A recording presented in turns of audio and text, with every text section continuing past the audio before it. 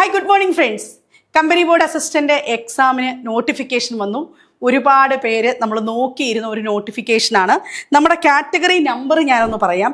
Category number എല്ലാവർക്കും ഒന്ന് ഓർമ്മയുണ്ടാകും. Degree കഴിഞ്ഞ എല്ലാ ഉദ്യോഗാർത്ഥിയും അറിയേണ്ട നോട്ടിഫിക്കേഷനാണ്. 382/2025 382/2025 383/2025 വിളിച്ചിരിക്കുന്നത് അല്ലെ. ഈ രണ്ട് നോട്ടിഫിക്കേഷനാണ് ഇപ്പോൾ വിളിച്ചിരിക്കുന്നത്. അപ്പോൾ അവിടുത്തെ എല്ലാവരുടെയും ഒരു ഡൗട്ടാണ്, കമ്പനി ബോർഡ് അസിസ്റ്റന്റിന് രണ്ട് വിജ്ഞാപനം എന്തുകൊണ്ടാണ് വന്നിരിക്കുന്നത് എന്നുള്ളത്. അപ്പോൾ ഈ ഒരു നോട്ടിഫിക്കേഷൻ്റെ ഡീറ്റെയിൽസ് ആണ് ഞാൻ പറഞ്ഞു തരുന്നത്. നിങ്ങളെല്ലാവരും കമ്പനി ബോർഡ്, എനിക്ക് പറയാനുള്ളത് മക്കളെ, നിങ്ങളൊക്കെ കമ്പനി ബോർഡ് അസിസ്റ്റന്റ് എന്ന് പറയുന്നത് ഡിഗ്രി കഴിഞ്ഞിട്ടുള്ള എല്ലാ ഉദ്യോഗാർത്ഥികളും ഇപ്പോൾ അപ്ലൈ ചെയ്യേണ്ട ഒരു എക്സാമാണ് കമ്പനി ബോർഡ് അസിസ്റ്റന്റ്. അപ്പോൾ അതിൻ്റെ നോട്ടിഫിക്കേഷനെ പറ്റിയാണ് പറയുന്നത്. നോക്കിക്കോളൂ, അതിൽ രണ്ട് നോട്ടിഫിക്കേഷൻ്റെ ഡീറ്റെയിൽസ് ഇതാണ്. ഫസ്റ്റ് വണ്ണിന് junior assistant, cashier, assistant grade 2, clerk grade 1, time keeper grade 2, senior assistant, assistant, junior clerk എക്സെട്രയാണ് നോട്ടിഫിക്കേഷൻ വന്നിരിക്കുന്നത്. ഇതിൽ നമ്മൾ ഫസ്റ്റ് നോട്ടിഫിക്കേഷൻ്റെ ഭാഗമായിട്ട് വരുന്ന സ്ഥാപനങ്ങളിൽ എന്തായിരിക്കും ശമ്പളവും ആനുകൂല്യങ്ങളും താരതമ്യേന കൂടുതലുള്ള സ്ഥാപനങ്ങളായിരിക്കും ഈ ഫസ്റ്റ് കാറ്റഗറിയുടെ കീഴിൽ വരുന്നത്. ഓക്കെ, ഇനിയും നോക്കാം. ജൂനിയർ അസിസ്റ്റന്റ് ഗ്രേഡ് 2 എന്ന് പറയുന്നതും LD clerk, field assistant, department assistant തുടങ്ങിയ ഈ ഒരു കാറ്റഗറിയിൽ വരുന്നത് എന്തായിരിക്കും? ആനുകൂല്യങ്ങൾ. അതിൽ രണ്ടാമത്തതിൽ വരുന്നത് ആനുകൂല്യങ്ങൾ കുറവുള്ള സ്ഥാപനങ്ങൾ. അപ്പോൾ അത് ഏതൊക്കെ സ്ഥാപനങ്ങളാണ് എന്നറിയാനായിട്ടൊരു നമുക്ക് താല്പര്യം ഉണ്ടാകും അല്ലേ. അപ്പോൾ ഏതൊക്കെ സ്ഥാപനങ്ങളാണ്? വിജ്ഞാപനം 1-ലുള്ള സ്ഥാപനങ്ങളിൽ നിങ്ങൾ കേട്ട് പരിചയമുള്ള കുറേ സ്ഥാപനങ്ങളുണ്ട്. KSFE ഉണ്ട്, KSEB ഉണ്ട്, മിനറൽസ് ഉണ്ട്, ആൻഡ് മെറ്റൽസ് ഉണ്ട്. കെൽട്രോൺ കേട്ടിട്ടില്ലേ? അടുത്തത് കാഷ്യൂ ഡെവലപ്മെന്റ് കേട്ടിട്ടില്ലേ? Then Malabar cements, handloom development, agro machinery corporation, Travancore titanium, then development authorities in India, water authority, pollution control board, forest development corporation, civil supplies corporation തുടങ്ങിയവയൊക്കെ category 1-ൽ വിജ്ഞാപനത്തിൽ വരുന്ന സ്ഥാപനങ്ങളും വിജ്ഞാപനം 2-ൽ വരുന്ന സ്ഥാപനങ്ങളാണ് നമ്മുടെ KSRTC അല്ലേ. പിന്നെന്താണ്? Life stock development board, farming കോർപ്പറേഷന്, ദെൻ എന്താണ്? Development corporation for SC ST. അടുത്തത് എന്താണ്? Artisans development. അടുത്തത് SIDCO.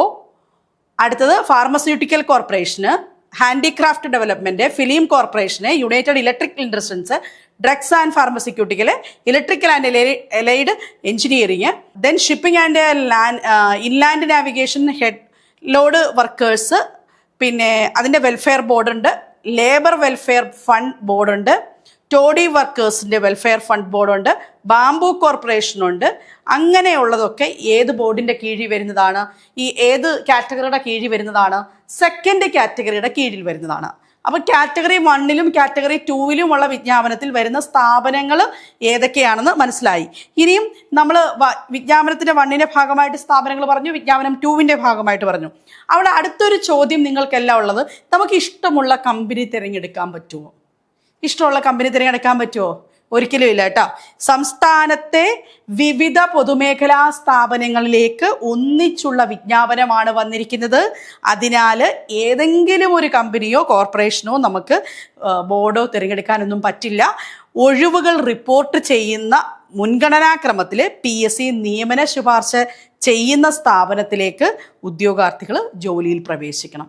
അപ്പോൾ അതുകൊണ്ട് തന്നെ ആദ്യത്തെയൊക്കെ വരുമ്പോൾ നമ്മളിപ്പം KSFE ഒക്കെ കിട്ടണം എന്നുണ്ടെങ്കിൽ നമ്മൾ ആദ്യത്തെ റാങ്കിലൊക്കെ വന്ന് നമുക്ക് ഇഷ്ടമുള്ള ആദ്യത്തെ ഒരു രീതിയിലേക്ക് പോകാൻ പറ്റും അല്ലേ. അപ്പോൾ അതാണ് അവിടെ എന്തുള്ളത് നമുക്ക് മനസ്സിലാക്കേണ്ട ഒരു കാര്യം. പക്ഷെ ഇതൊന്നും ഒരു ചെറിയ കാര്യമല്ല.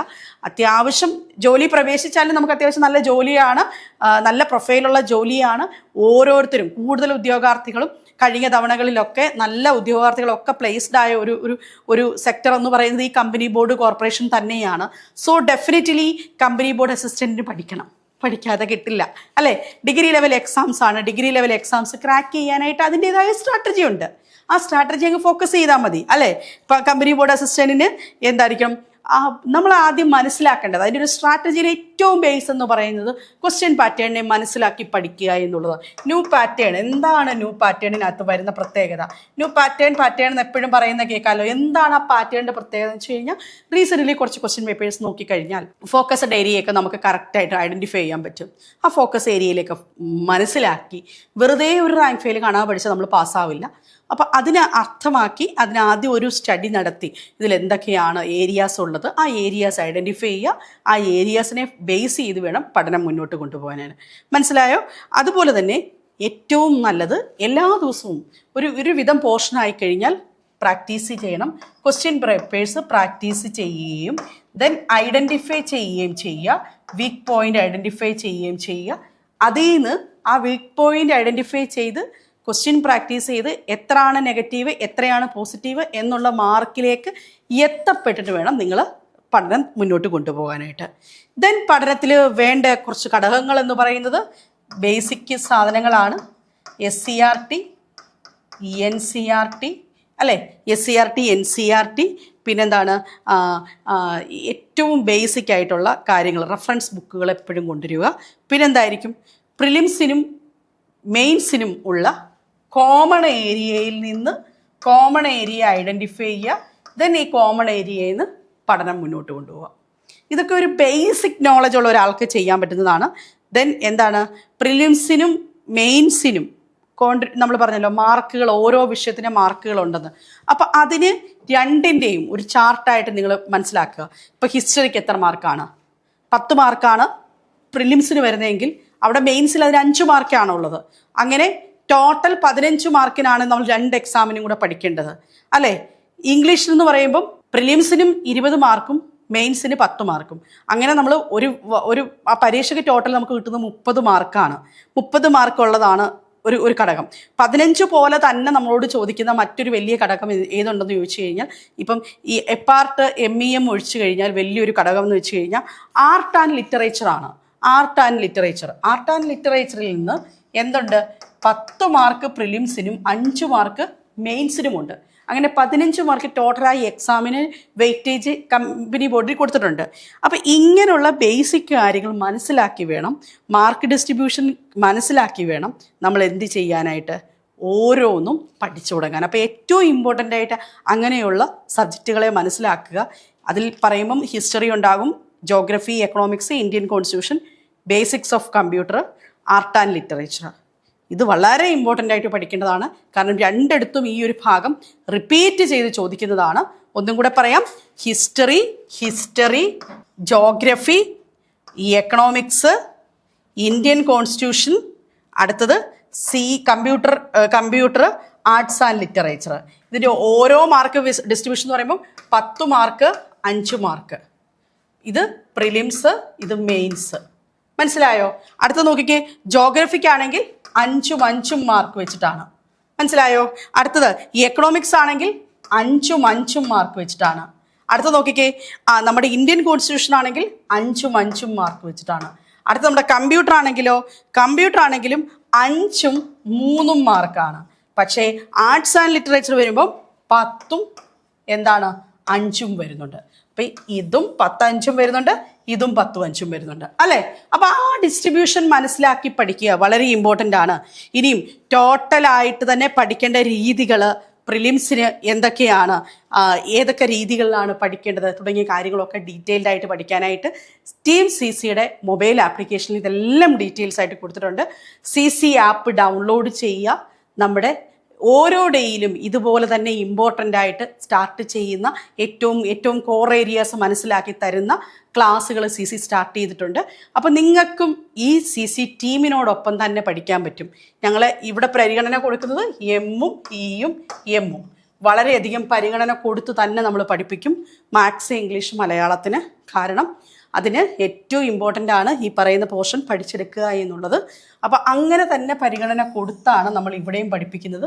സോ നിങ്ങൾ ഓരോരുത്തരും മനസ്സിലാക്കേണ്ട ഒരു കാര്യമുണ്ട്, നന്നായി പഠിച്ചു കഴിഞ്ഞാൽ ഈ എക്സാം ക്രാക്ക് ചെയ്യാൻ പറ്റും. എന്തെങ്കിലും പഠിച്ചാൽ നമുക്ക് എക്സാം ക്രാക്ക് ചെയ്യാൻ പറ്റത്തില്ല. അപ്പം അതിനു വേണ്ടി നമ്മൾ പഠിക്കേണ്ടത്, നമ്മൾ ആസ് എ ഫ്രഷർ ആണെങ്കിൽ നമ്മൾ പഠിക്കേണ്ടത് ഈ രീതിയിൽ തന്നെയായിരിക്കണം. സോ ഡെഫിനറ്റ്ലി നന്നായി പഠിക്കുക, മുന്നോട്ട് വരിക. ടീം CCയുടെ ആപ്പ് ഇന്ന് തന്നെ ഡൗൺലോഡ് ചെയ്യുക. ഞങ്ങളുടെ ക്ലാസ്സുകൾക്ക് വേണ്ടി 8590202323 എന്ന ഞങ്ങളുടെ നമ്പറിൽ കോൺടാക്റ്റ് ചെയ്യാവുന്നതാണ്. വീണ്ടും പുതിയതായിട്ട് കാണാം. നിങ്ങൾക്ക് ഈ വീഡിയോയെ പറ്റിയുള്ള നിങ്ങളുടെ സംശയങ്ങളൊക്കെ തന്നെയും കമൻറ്റ് ചെയ്തോളൂ. തീർച്ചയായിട്ടും നമുക്ക് അടുത്ത വീഡിയോസ് അതിനെപ്പറ്റി തന്നെ നമുക്ക് ചെയ്യാം. സോ ഡെഫിനറ്റ്ലി നിങ്ങളുടെ കമൻറ്റ്സ് പോരട്ടെ. വീണ്ടും കാണാം.